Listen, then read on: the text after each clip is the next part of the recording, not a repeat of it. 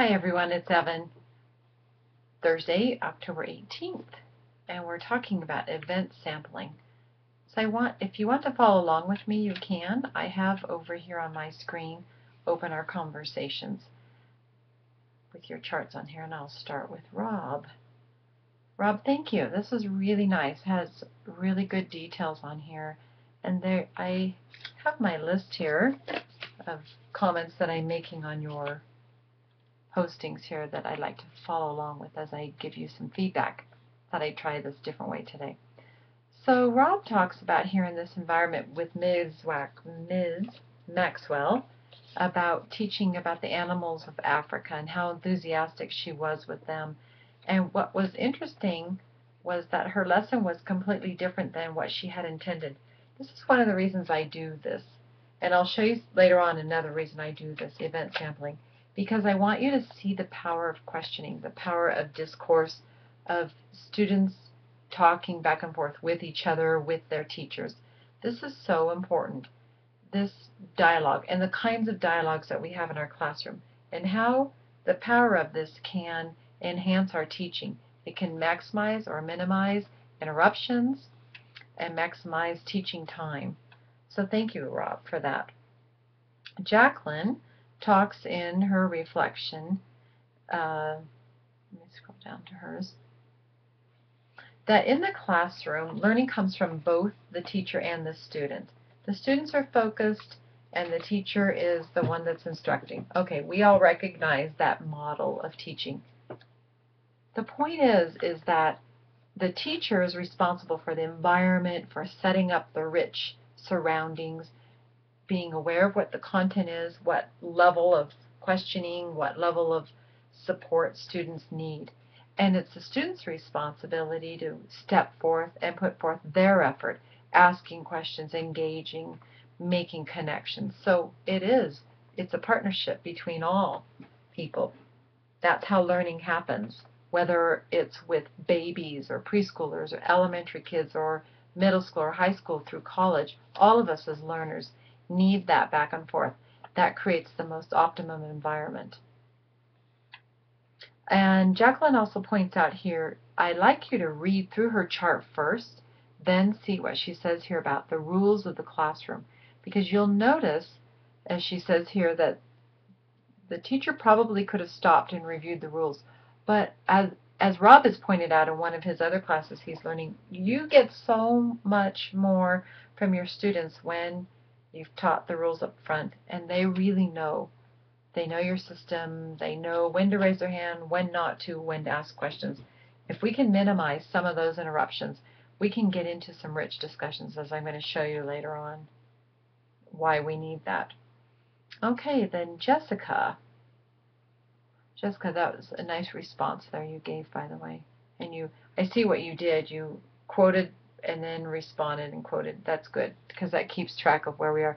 Sometimes that's the part I miss about writing on papers. I could circle something or put a star. Yeah, I agree with this, but here we really have to be specific as we're online in our e-environment here, our e-learning. So I'm looking at Jessica's chart, and she talks about passive recitation. Let me find where that is.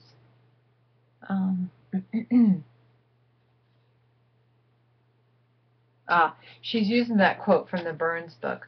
So a student had asked something, she didn't catch what it was, but the teacher said something about Googling it.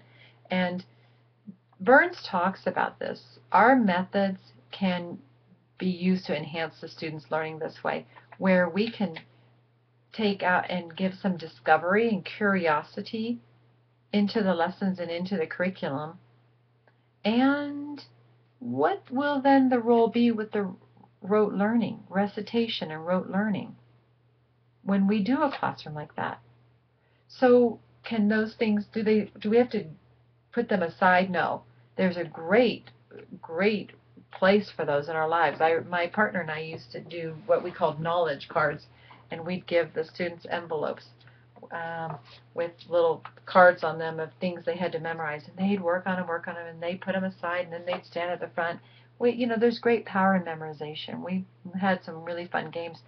They would memorize important facts in history and math and any terms we wanted to do. And there's great learning for our brain. Don't get rid of that part.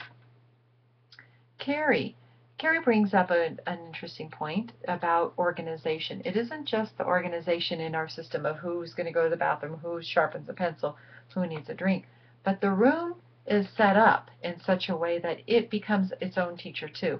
Not just in the environment of, are there blocks and Unifix cubes and do we have multiplication charts, but as well as where do the books go? Does everybody know the system of the classroom? This is where we take the lunch count. This is where we stand for this. This is where we gather these papers. If you have a classroom that runs like this, then you're not busy trying to work all that stuff out, and you can get on with the business of learning and interacting. Mary, in hers, talks about curiosity should drive the curriculum. And she says you need content to get it started. Well, I want to challenge that. Yeah, obviously you do.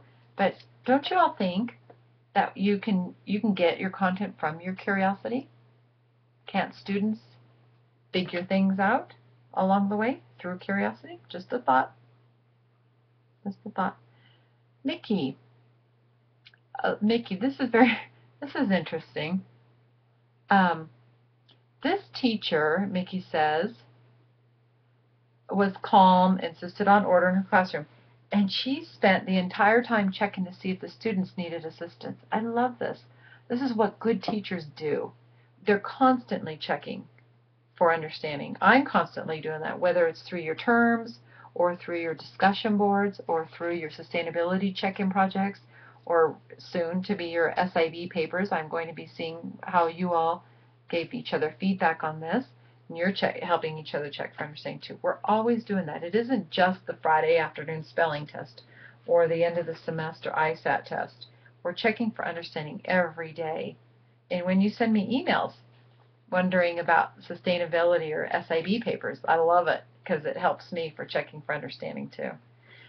Danielle, what were you saying here? I wasn't quite sure what was going on with the student and the teacher. It talks a lot about hand raising and calling on them, but I want to know what they're saying, what richness is happening there.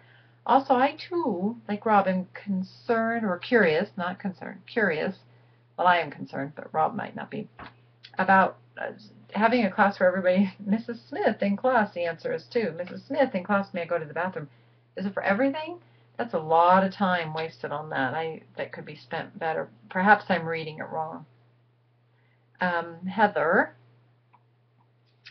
talks about collectivism.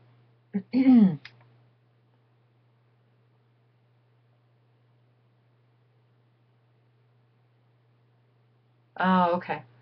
So,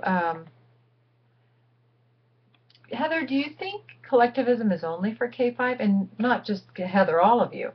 Do you think that this kind of teaching is only for younger kids? Do you not see that perhaps your college professors use this method too, whether it's in an E environment or on campus? Are we not practicing collectivism?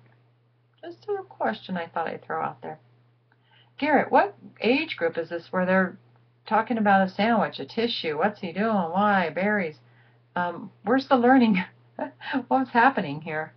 I wasn't quite sure about that one. Camille, this is why I do this. This is, if you're not following me, pause this video, look at this, what Camille wrote. And it's not against you, Camille, but this is why I do this event sampling, because I want you to see in a, let's see, 10:45 to 11:12, so almost 30 minutes,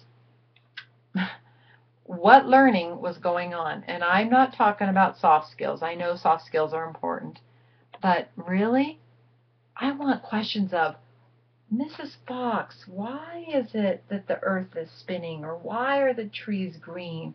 Or what would happen if a grasshopper only had one leg? How fast would they? We need to bring back that rich discussion in our classrooms. So, thank you. Thank you very much, Camille, for having this posting in here. Amina, nice, very nice. I've been wanting to get over and see this place. Yeah. Oh, okay. I know what you're talking about. So, Very nice. After all, the third girl, or the girl was in third grade, yet she acted much older. Mm-hmm. Mm-hmm. Yeah. Good. Everyone take a look at that. And Amber, that's nice that they were putting their classroom into small groups. So there we see that collectivism again. I'm wondering what age group this was. You can do it in any age group. I was just kind of curious. Yeah. And I can see why you would think the learning is both from the teacher and the students, because we have these small groups where the teacher can ask questions and talk with them, like you said here. And Rowetta went to a kindergarten room.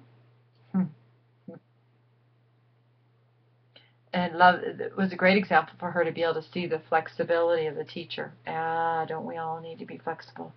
I think that's where teachers get into trouble. I don't like red light, green light, yellow light. I really, really discourage the use of that. And if you ever want to know why, just come see me. I'll feed you some chocolate and give you a cup of tea and tell you why it's not my favorite. Look what's happening here with this power outage. What a perfect time to talk about weather. But why do we teachers get so inflexible, that we can't change our curriculum? It's great science and math and problem solving. And or take a minute at least for that one kid who's really wanting to know why. And then Deborah, you're at the Newcomers in Burley. Yeah, this would be a very interesting place to go see and watch. Talk about some rich descriptions. I was concerned about what was the problem with Ray. How is it really disturbing the classroom, playing with his hood? What's going on with him that he wants to? Be something interesting to kind of look at. All right, everybody. This has been great. Let me know how your papers are coming along, and if there's anything I can do to help, I'm very happy to.